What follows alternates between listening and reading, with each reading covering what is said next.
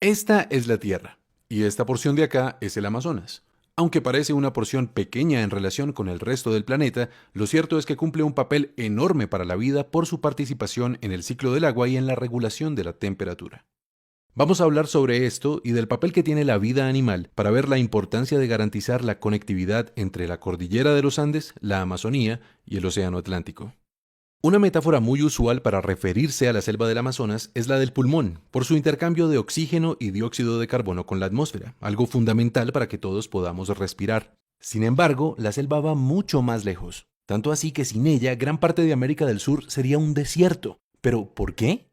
Empecemos por señalar que el agua se acumula sobre todo en los océanos, y si bien el calor del sol la evapora y la sube por los aires, es necesario que el viento empuje el vapor tierra adentro. De otro modo, el agua no llegaría a los continentes, moriría la vegetación y se secarían grandes extensiones. La manera como el Amazonas entra en juego acá es complementando la labor de los vientos alisios, ayudando a atraer el aire y reteniendo el agua en tierra.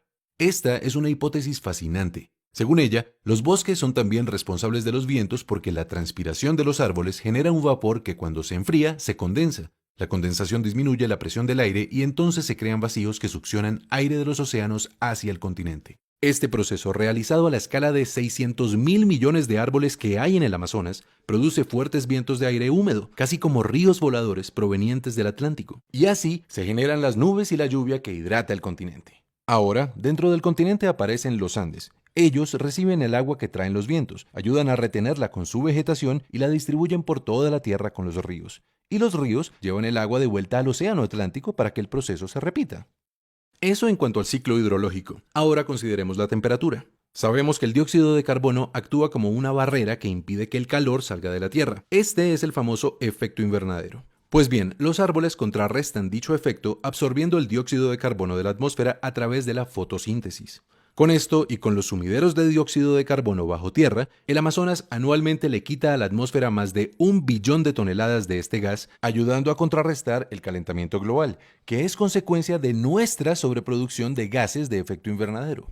Por otro lado, el Amazonas también regula la temperatura creando nubes, pues las nubes, especialmente las que son bien blancas, reflejan la luz del sol, y así impiden que llegue hasta el suelo y nos caliente en exceso. El bosque frondoso del Amazonas guarda bajo sus raíces grandes cantidades de agua, y entonces, a través de la evaporación y la transpiración de las plantas, genera 7 veces más vapor que el océano, es decir, muchas más nubes que reflejan más luz solar.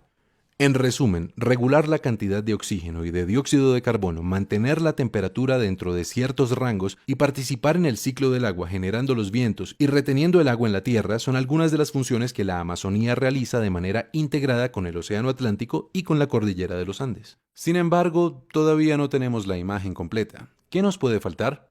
Nada más y nada menos que la vida animal. Todos hemos oído, por ejemplo, de la importancia de las aves para diseminar las semillas de los árboles, pero cada animal, cada planta, cada insecto, también los hongos y los minerales, todos realmente cumplen un papel importante en los procesos físicos, químicos y biológicos de la Tierra. Porque pensando desde una perspectiva más amplia, la Tierra es un solo sistema, un organismo que se regula a sí mismo. Cada entidad que la habita es entonces una parte del engranaje completo, del gran organismo planetario, y por eso de la participación de cada uno depende la resiliencia del todo.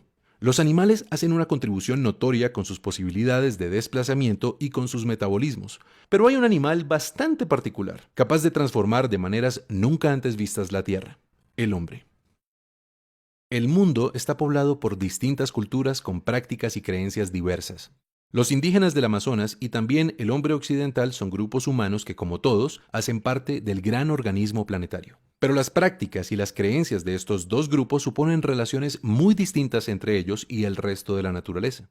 ¿Cuáles han sido sus relaciones con el Amazonas? Empecemos por los pueblos indígenas. Si bien hay más de 400 culturas diferentes habitando la selva, lo cierto es que a todas ellas les es común una forma de relacionarse con la naturaleza. En su pensamiento y sus prácticas, ellos se fusionan con el aire, con el agua, la vegetación y los animales. Reconocen pues que sus cuerpos, su vida misma es interdependiente con la selva, y de esta manera se comportan como sus aliados. Son miles de años de relación entre el Amazonas y los pueblos indígenas en los que la vida ha sido perfectamente sostenible con toda su diversidad. Y sería un error suponer que lo logran porque no transforman la naturaleza. Hay evidencia de que una décima parte de la tierra alta del Amazonas fue suelo fértil creado por ellos para ser aprovechado. Se sabe también que han afectado la selección de especies por su utilidad en la alimentación y los rituales. Y en todo caso, llegaron a ser millones de personas habitando el bosque. ¿Cómo han logrado ese equilibrio? Con conocimiento. En la educación indígena se prepara al individuo para vivir en armonía con el entorno natural y social en que nace. Ellos se transmiten el respeto por los espíritus guardianes del universo, que los llevan a hacer un uso responsable de los recursos y a entender que el consumo afecta el flujo y la distribución de la energía en el sistema global. De forma que sus prácticas son coherentes con estas ideas y buscan mantener el balance que afectan con sus acciones. Así, por ejemplo, los indígenas del Amazonas solían cambiar la ubicación de sus asentamientos cada 20 años, con el propósito de permitir que la naturaleza se regenerara. ¿Y los occidentales? Bueno, su relación ha sido distinta. En lugar de sentirse como un ser integrado dentro de la totalidad, los occidentales se han concebido de manera separada. En su proceso de construcción cultural suelen crear una dicotomía particular entre naturaleza y sociedad. A la naturaleza acuden insistentemente en busca de la materia que les permite crear y sostener el espacio que construyeron para sí, la ciudad. Por eso, el Amazonas ha sido para ellos fuente de madera y petróleo e incluso un estorbo para la ganadería, entre muchas cosas que, en últimas, destruyen el equilibrio entre la selva y sus habitantes. Ha sido, pues, una comprensión insuficiente del equilibrio natural con consecuencias indeseables para la vida misma. Y solo hasta ahora, el occidental empieza a entender la importancia de que su civilización crezca de manera sostenible. Precisamente por eso es que hemos empezado una gran discusión ecológica global. Hoy queremos decir que un paso muy importante en dirección de la sostenibilidad es garantizar la preservación del Amazonas y su conectividad con la cordillera de los Andes y el Océano Atlántico, porque resulta que todas las funciones ecológicas que realiza este ecosistema no las hace solo como una suma de árboles y ríos, de ninguna manera. El Amazonas, el océano y la cordillera deben ser un continuo ecológico a través del cual fluya la energía y la información. Es decir, que fluyan los ríos terrestres y aéreos, el oxígeno, el dióxido de carbono y otros elementos, la roca sedimentaria y también la información genética y las prácticas culturales, para que todo esto en conjunto garantice la diversidad que da mayor resiliencia al sistema entero.